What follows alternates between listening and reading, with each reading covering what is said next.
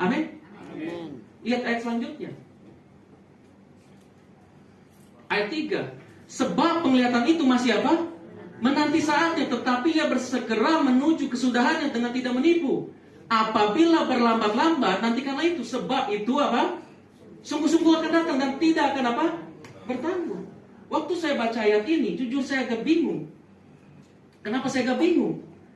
Karena ada narasi di sana bilang apa? Apabila berlambat-lambat. Karena yang saya imani dan saya percaya sampai hari dan sampai selama-lamanya, Tuhan tidak pernah terlambat. Amin. Siapa yang percaya Tuhan tidak pernah terlambat? Amin. Yang nggak percaya mending pulang aja deh. Amin. Tuhan tidak pernah terlambat. Tapi kenapa ayat ini bilang apabila berlambat-lambat nanti karena itu? Pak, bersabar di tengah masalah itu gak gampang loh. Betul nggak? Bu, bersabar di tengah masalah itu gak gampang. Tiba-tiba jawaban yang diterima oleh Habakuk, apabila itu berlambat-lambat nantikanlah. Memang dia pasti akan melihat mujizatnya. Tapi ada notes di sana. Apabila berlambat-lambat tetap nantikanlah itu. Nah, dari sini saya bisa belajar kalau Tuhan menjawab permohonan dan keluhan kita, dia menjawab kita dengan dua jawaban. Klik. Satu. Jawaban yang apa, saudara? Kelihatan. Saudara kalau kena bisul, terus saudara berdoa sama Tuhan, jangan salah loh, bisul itu nggak enak loh. Ya kan, perih. Kalau masih di sini sih nggak apa-apa. Kalau pas kenanya di sini, repot saudara. Ya kan, duduk di motor begini, nggak enak. Terus saudara berdoa sama Tuhan, Tuhan, angkat bisul ini dari sini. Saya nggak enak ngomongnya. Besoknya bisulnya hilang. Terus saudara bisa lihat jawabannya nggak? Bisa nggak? Bisa. Yang pernah kena bisul, bisa lihat nggak jawabannya? Bisa. Waktu saudara kena bintitan, saudara berdoa sama Tuhan supaya Tuhan angkat bintitan dari mata saudara. Besoknya saudara melihat mujizat, saudara bisa lihat nggak kesembuhannya? Bisa. Bisa. Ada oma-oma udah ditinggal sama opa udah lama. Kan hidup sendiri nggak enak kan?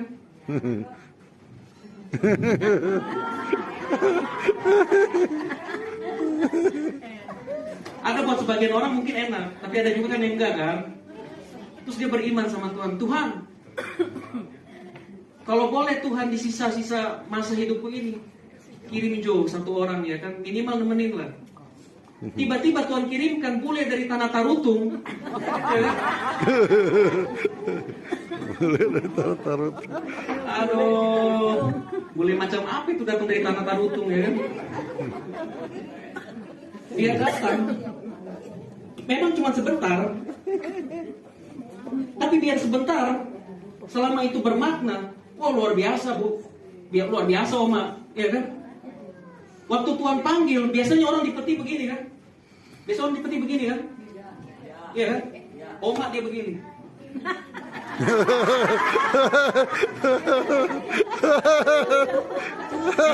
Kalau nggak begini dia begini. Aduh,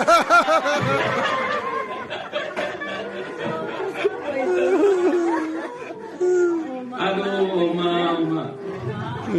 Ini khusus oma aja, opa nggak usah. Opa nggak usah. Udah lah opa, pikirkan aja perkara-perkara dia.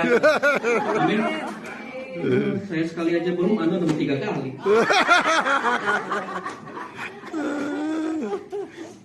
Jadi Tuhan menjawab kita dengan apa? Yang pertama jawabannya apa? Kelihatan. Saudara bergumul uang, hutang saudara banyak. Tiba-tiba di suatu hari akhirnya Tuhan jawab doa saudara. Saudara bisa lihat jawabannya. Betul nggak? Tapi sebetulnya Tuhan menjawab kita bukan hanya sesuatu yang kelihatan, tapi dia juga menjawab kita dengan jawaban yang, coba lihat yang kedua, tidak kelihatan. Kalau saudara tanya sama saya, apa maksudnya?